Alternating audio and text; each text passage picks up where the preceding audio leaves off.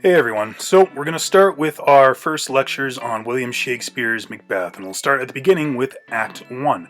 But before we get to that, make sure that you have watched the videos in the Context and Content book on Moodle, as it helps provide some historical background on Shakespeare and the play itself, as well as some philosophical context into a lot of the themes that we'll be seeing throughout the play. So if you haven't already, check those out.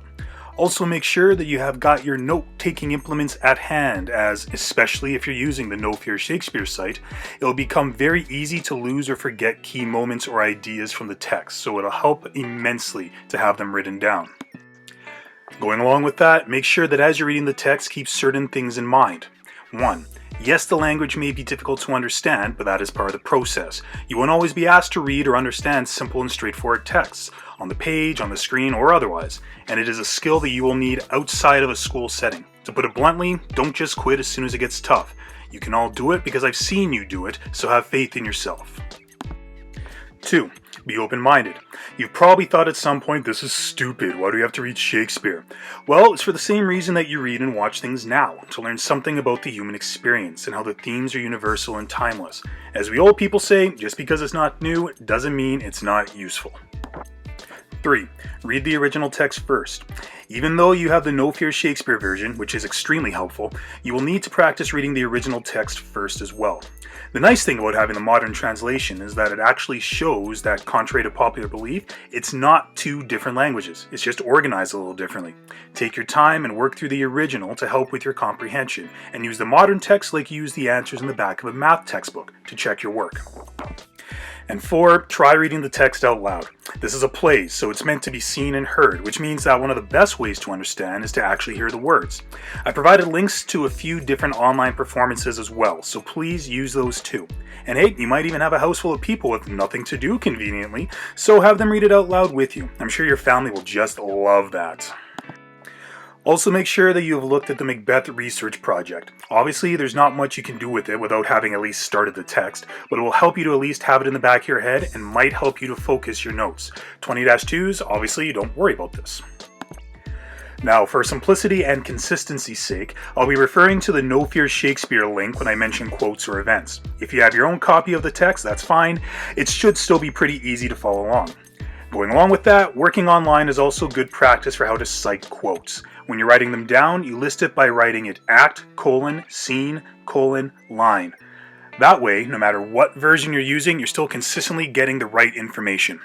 So, without further ado, let's begin. Act 1, Scene 1 begins to play on a very ominous note, describing the setting as a stormy battlefield. Shakespeare does this on purpose to symbolically show the chaos and darkness that will pervade the play. This is not going to be a happily ever after story. The fact that the first characters we see are a trio of witches plotting when they'll meet our protagonist also doesn't help. There are several things to notice in this brief scene, which we'll talk about in a bit, but for now pay particular attention to line 12, where all three witches chant, "Fair is foul and foul is fair." This line is a paradox, in that it is a self-contradictory statement. After all, how can something that is fair be foul? The line is also vital towards one of the major motifs and themes of the play. This idea that the world is in a state of chaos and confusion, and that we cannot be certain of events or consequences. Things that should make sense don't, and things that don't make sense actually happen, such as witches. Again, we'll be seeing all of this throughout the play, so remember this line. Scene 2 takes us to the camp of King Duncan's forces. Duncan is the current king of Scotland, and Shakespeare uses this scene as a way of providing some background information for the plot. This is known as exposition, when a writer spends a good chunk of time just laying out the previous events that happened before the onset of the story, in order to help provide context for what comes later. In this particular case, the bloodied and injured captain relates how the rebel MacDonald has joined forces with another rebellious Thane, or Lord, of Scotland, the Thane of Cawdor, in order to overthrow Duncan's rule. Oh, and there's also the Norwegian army added in because, why not? Luckily for Scotland, they have Macbeth and Banquo, super soldiers. It's important to note the captain's initial description of Macbeth in line 16 when he says, "Brave Macbeth, well he deserves that name." In this single line, Shakespeare gives us the starting point for Macbeth's character arc. He is a brave and loyal soldier. In a Shakespearean tragedy, the protagonist always starts out good in a stereotypical sort of way. That way, we're able to watch as they tragically fall from grace due to their actions. The fact that Macbeth starts this way foreshadows how his eventual fall will lead him away from this fact. Anyway, to hear the captain tell it, Macbeth and Banquo were a two-man wrecking crew, cutting a righteous trail through the enemy until finally Macbeth unseamed MacDonald from the nave to the chaps and fixed his head upon our battlements. Incidentally, this is foreshadowing for later. In any case, Duncan is pretty stoked that everything has worked out and sends Ross, who is usually tasked with delivering news and information throughout the play, to find Macbeth and tell him that, as a reward for his loyalty and valor, Macbeth shall become the new Thane of Cawdor. This little bit of dramatic irony, where we the audience know something the character doesn't, is very important for the next scene. The fact that Macbeth has yet to hear of his new promotion is going to be vital towards his future decisions. Scene 3 begins with another crash of thunder and the witches making good on their promise to return. Shakespeare has them talk about how they cursed a sailor's wife simply for not giving them chestnuts, just to further emphasize that these are not the nice witches that you hear so much about. In any case, we are finally introduced to Macbeth and Banquo as they make their way across the battlefield, and it is very important to note how Macbeth's first lines echo those of the witches when he declares, "So foul and fair a day I have not seen." By doing this, Shakespeare is further emphasizing the uncertainty and chaos that will come to define Macbeth's actions, one of the key themes of the play. The witches greet Macbeth with 3 prophecies. The first is already true, as Macbeth is currently the Thane of Glamis, but the next 2 are where things become interesting, and where we see the payoff from the dramatic irony in the previous scene. This is also a good time to touch on another motif of the play, the number 3. 3 has often been considered a magical, or at the very least symbolically important number throughout history, such as beginning, middle, end, rule of 3, Father, Son, Holy Spirit, birth, life, death, protagonists in Harry Potter, Star Wars, Lord of the Rings, etc., as well as the fact that triangles are the strongest geometric shape. In regards to the 3 witches, it also alludes to the 3 fates of Greek mythology. Theoretically, they control the lives and destinies of gods and humans through their cosmic loom, thread, and scissors. Shakespeare does this on purpose, as that will be one of the driving questions going forward. Was Macbeth in control of his own fate, or is his life destined to end in tragedy? In any case, Macbeth is stunned and a bit terrified to hear his prophecies, which Banquo teases him about.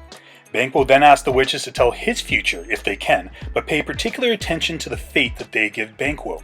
Whereas Macbeth's prophecies were pretty concrete, Banquo's are much more ambiguous, leaving them open for interpretation.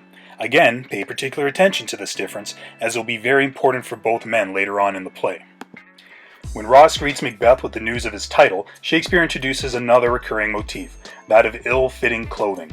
Macbeth states, "The Thane of Cawdor lives. Why do you dress me in borrowed robes?" This image has to do with the idea of people filling into roles or actions that they either don't deserve or aren't suited for, something Macbeth discovers once he kills the king. If you think back to your social studies lessons, this ties back in directly with the idea of divine right, or the belief that royalty was ordained by God and therefore can't be taken by regular people.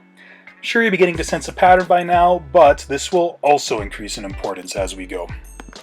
The confirmation of the witch's second prophecy is the beginning of the end for Macbeth, as it whets his appetite for greater ambitions. Shakespeare shows this in the numerous asides that he inserts into Macbeth's dialogue. Remember, an aside is a stage direction that indicates how the next few lines or passages are meant only for a specific audience, usually us, the audience. Think of them as thought bubbles in a comic strip. Often they are meant to reflect the character's inner thoughts. Macbeth's monologue, beginning on line 130, is a good example of this.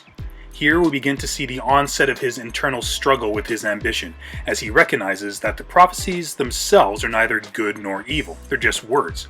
However, he recognizes the fact that if the first 2 prophecies came true, the third about him being king must also come true, and this troubles him, as he states, "If good, why do I yield to that suggestion, whose horrid image doth unfix my hair, and make my seated heart knock against my ribs, against the use of nature?" This shows us how Macbeth is not a foolish man. He fully understands the implications of the prophecies as well as the dark actions he may need to take, though it bothers him that his thoughts jump to murder so quickly.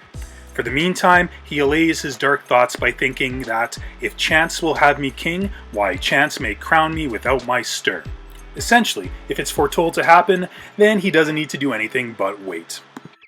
Shakespeare ends the scene with another reference to poorly fitting clothing, as well as Macbeth and Banquo agreeing to keep their supernatural encounter secret, because nothing bad ever happens when keeping supernatural secrets. Scene 4 is really quick, but there are a couple of important thematic and narrative developments. Prince Malcolm begins by confirming the execution of the old Thane of Cawdor, saying how dying was the most honorable thing he'd ever done in life. Ouch. And Duncan providing what is probably his most important line in the play, when he declares that there's no art to find the mind's construction in the face, further emphasizing the theme of confusion and uncertainty. It also shows Duncan's flaw, namely he is far too trusting of everyone's loyalty. This is a good time to remind ourselves of the ancient Greek idea of hamartia or hamartia. Coined by Aristotle, the term refers to this idea that tragic characters all have one particular flaw that leads to their downfall. Essentially, it is a characteristic that leads them to make all the poor decisions that will eventually lead to their destruction. Pretty much, if the character could just get over it, everything would work out fine. We continue to see this throughout even our modern stories, so understanding what it is for the characters is vital to understanding theme, so remember that. In any case, Macbeth and Banquo show up, and Duncan goes on and on about how awesome they are, until finally he declares that his eldest son Malcolm will become the Prince of Cumberland, which officially names him as Duncan's rightful heir. Obviously, this is a problem for Macbeth's ambitions, and he quickly goes from idly waiting for the prophecy to come true to actively considering regicide. His aside in lines 50 to 55 shows us how his ambition is beginning to get the better of him, and he calls on the heavens to keep his dark thoughts from showing on his face, tying back to what Duncan said earlier and reiterating the paradoxical uncertainty that will work its way throughout the entire play. He then leaves to go and prepare his castle for Duncan's arrival, as that's where the post-war after-party will be. Scene 5 introduces us to the character who I would say is just as important to the story as Macbeth, and that is his wife, Lady Macbeth. Shakespeare is often accused of mishandling his female characters, which, to be honest, is an understandable and sometimes valid assessment, but I would argue that in this case, Lady Macbeth is one of the more complex characters in his entire canon. She starts out by reading a letter sent to her by her husband detailing his encounter with the witches, which shows us just how deeply the two trust each other. Macbeth wished to keep the encounter secret from Banquo and his king and everybody else, but trusts his wife enough to tell her the truth. Now, this is where we get our first soliloquy of the play. A soliloquy is an extended speech given by a character alone on stage. These are extremely important, as during soliloquies, characters are incapable of lying. Everything they say is a reflection of their true inner thoughts and feelings. As such, they are excellent sources for both character and theme development, and Shakespeare uses them as such. In this play especially, they are used to highlight the character's internal conflicts, which as we know is directly tied in with the themes of any given text. In this particular instance, Lady Macbeth is providing us clear insight into both her husband's and her own personalities. She laments the fact that Macbeth is too kind/chicken to act on his ambitions and would rather passively wait for things to happen, which in turn shows that Lady Macbeth herself has her own ambitions and is more than willing to take the low road to get what she wants. And once the attendant comes to tell her that Duncan is in fact on his way to the castle, she knows exactly what needs to be done. The next half of the soliloquy involves Lady Macbeth calling on the dark spirits of the universe to strip her of all of her compunctious visitings of nature that might keep her from completing her goals. Essentially, she is asking to be free of all of her, quote, womanly weaknesses. Modern readers like us know how ridiculous this is. Gender has absolutely no bearing on how terrible a person you are, but back then, women were considered too weak and frail to ever consider anything as terrible as murder. As I said before, there are arguments on both sides of the feminist-misogynist divide when it comes to Shakespeare, but in this case, I tend to look at it as his giving the character of Lady Macbeth true agency. She's pretty much like the Beyoncé to Macbeth's Jay-Z, and we all know who runs the world in that couple. By doing all this, Shakespeare is showing how she is just as important and ambitious as any male, and to underestimate her will court catastrophe. Spoilers, people do, and it does.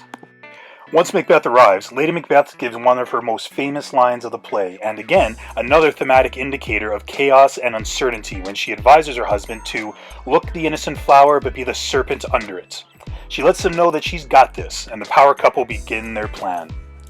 Scene 6 just shows Duncan and the court's arrival, and further shows just how big of a sucker he is, as Lady Macbeth plays the gracious hostess, looking like a flower, but being a snake underneath. Scene 7, however, gives us Macbeth's first soliloquy of his own, in which he weighs the pros and cons of what he is planning to do. Again, soliloquies can be used to highlight the conflicts and the themes of the stories, and we see that here in full effect, as Macbeth has his good angel, bad angel moment. My shoulder angel. Don't listen to that guy.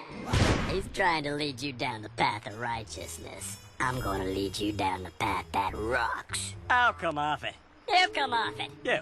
You. You. You infinity. Ah. He begins by thinking to himself that if it were just a matter of killing Duncan and having it end there, then he would have no problem. It's the fear of the consequences that is holding him back. Much like the decisions we make in our own lives, this is a universal fear. We have no clue as to the outcome of our actions. Even Macbeth, who literally heard a prophecy for his future, fears this uncertainty. He acknowledges how bloody instructions which being taught return to plague the inventor, meaning that, to use a cliche, those who live by the sword die by the sword. In other words, karma.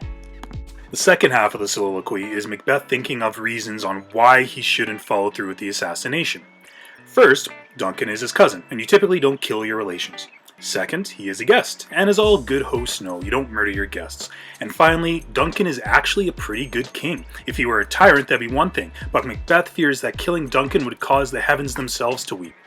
However, the greatest reason, apart from the obvious killing is bad reason, is that, in his own words, I have no spur to prick the sides of my intent, but only vaulting ambition which overleaps itself and falls on the other.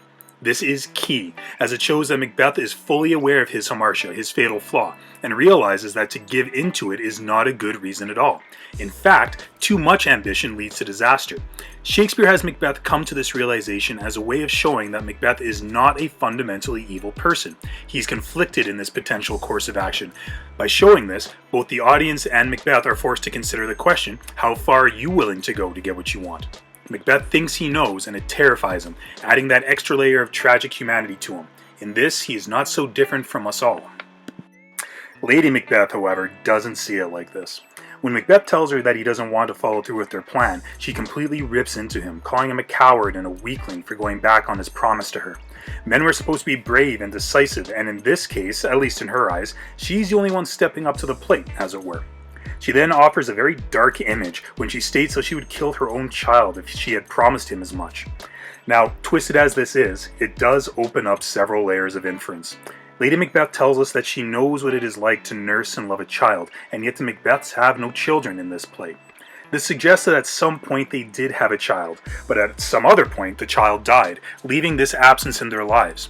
Some dramatic interpretations of the play actually add in a scene that shows this loss, such as in the most recent film adaptation. But in any case, in an ironic sort of way, this humanizes Lady Macbeth. She has suffered great loss in her life, and the Macbeth's lack of children will be an important factor in many of Macbeth's later decisions going forward. Macbeth asks what will happen if they fail, and his wife responds that as long as he cowboys up and follows the plan, namely that she will get the guards drunk so he can slip in, kill Duncan, and then frame those same guards, then things will work perfectly. Macbeth cries, "Yes, Queen," and the decision is made. Act 1 then ends on an ominous note, and once again harkens back to the theme of deception, uncertainty, and chaos as Macbeth declares how false face must hide what the false heart doth know.